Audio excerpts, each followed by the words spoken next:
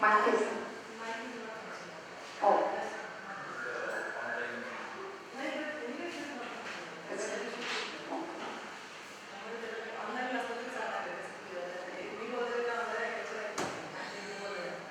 So I'm happy to welcome my friend Dr. Sangeeta. She has accepted to give presentation on her PhD topic, which was on the automatic articulation of the Bharat-natyam step. More than anybody else, I am interested in that. That's I requested her to give one session on that because I could not attend her viva, and I have heard that she has done quite a good amount of work over there, which was actually globally accepted.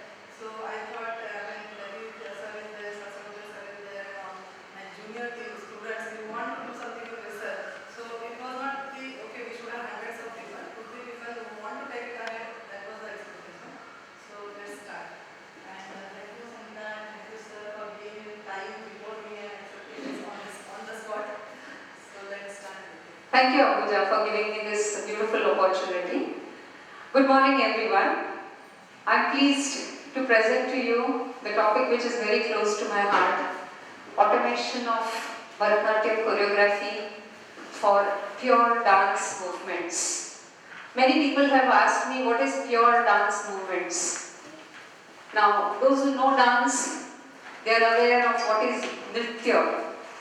Now here, nritya choreography is something which is done by a choreographer in laya or in tempo, and it is not depicting any meaning. The natya parts you can demonstrate and you can show some meaning, but this nritya, like yesterday madam was saying, Padmaja madam was saying about dadin dinda, tathe the tat. How do you show this? You do it in a particular tempo.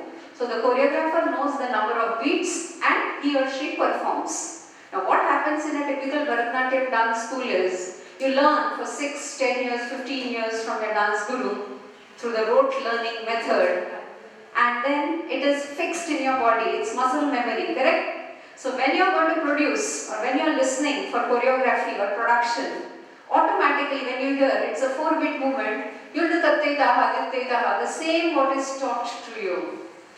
Automatically. So my question was, being in the field of computer science and having a passion for Bharat-natyam, is Natya Shastra so rigid that it does not allow you innovative choreography?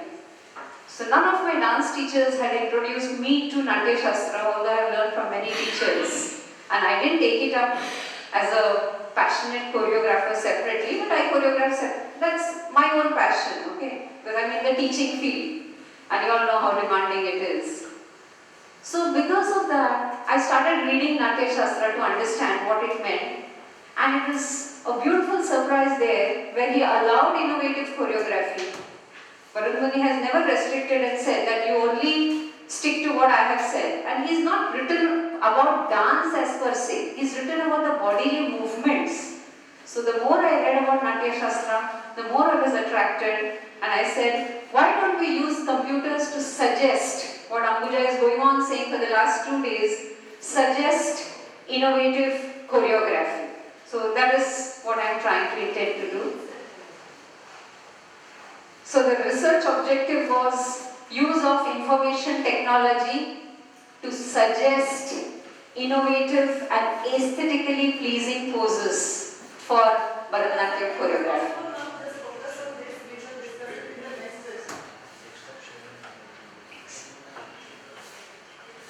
The contents are what motivated me.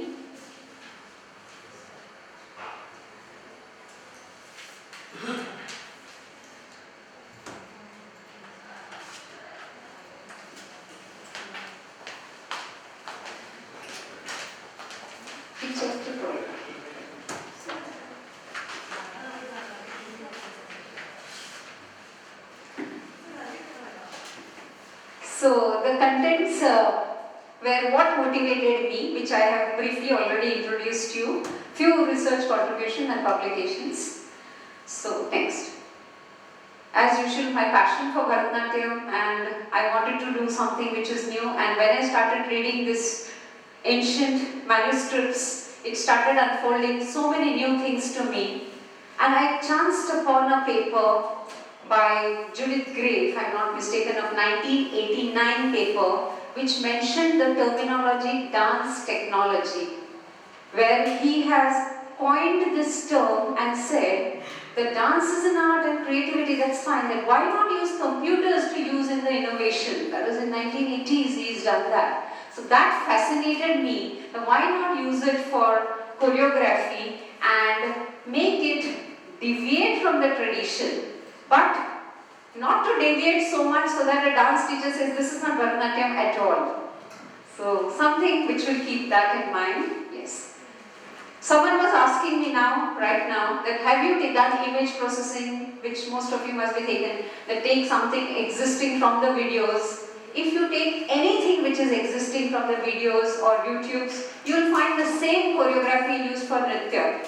That is, they use adabus. They only use adabus. Adabus are the basics, the grammars of dance. And they only develop on the adabu. They don't make anything new from the adabu. So we have not taken that choreography which is already existing. So the first one, contribution, yes, how we represented the dance pose. Go to the next slide. While researching on dance notation, we chanced upon that all Bharat-natyam dance teachers, including mine, used stick figure notation for teaching students. So now, of course, we have mobiles. Earlier, what we would do, we would note it down with stick figures. Now, stick figure is obviously two-dimensional and it's not a good method. I've also done a part of it, and you can see that stick figures is not showing the actual poses at all. In two-dimension, the 3D effect is lost, obviously. So the Western method was, which was done by Rudolf van Laban from 1879 to 1958. He used abstract symbols like these, and he divided into left and right side, and he had various symbols for depicting dance movements. Next. There are several papers, and this is heavily funded project. It is run by Dance Notation Bureau for the last 40-45 years. There's a lot of research going on the data structures of level notation. Then Lifeforms is an actual commercially available software, level writer, level dance, level editor. You have plenty of things work on level notation. We haven't used level notation at all.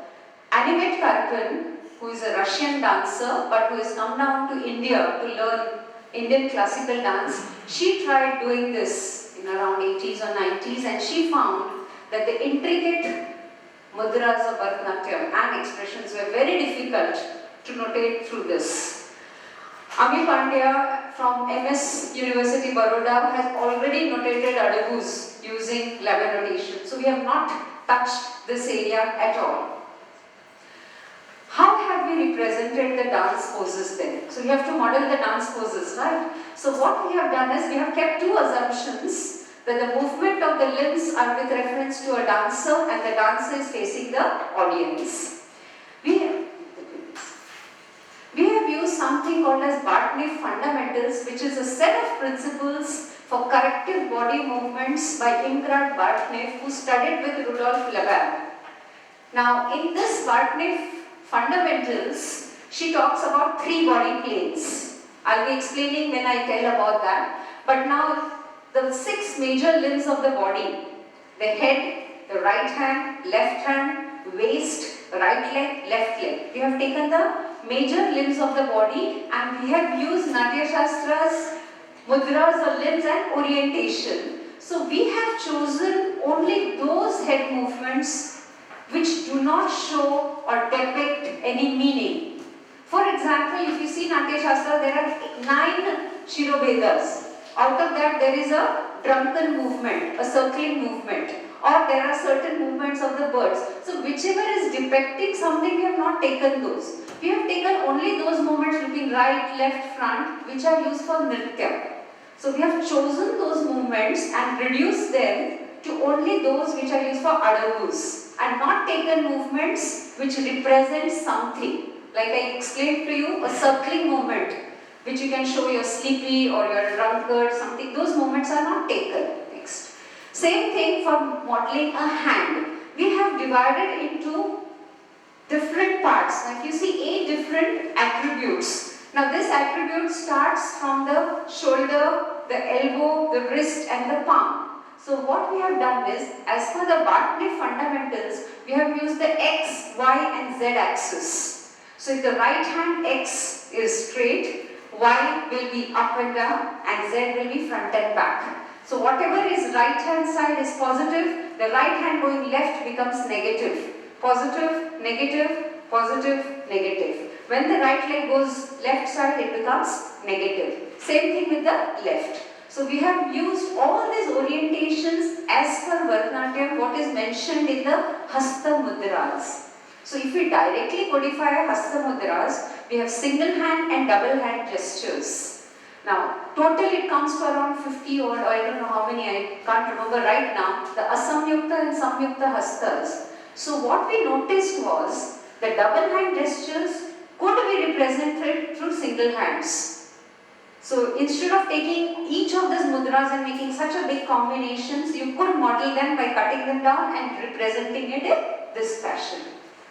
So leg positions are divided into 3 main sub-attributes, the knee, the thigh and the ankle position, because these are the main positions of the legs. There are certain positions of the legs. Details you can read in the paper. Yeah, we'll go to the next directly. Waist orientation, waist twist and waist bend. So finally we achieve a dance position vector. So for example, if this is the picture of a dancer, she is doing one movement. So we have all this 30 attribute vector. Go to the next picture. So it is something like these. The first vector, see if you see, the first position is for the head, which has been represent the mudra and the orientation. Next is previous.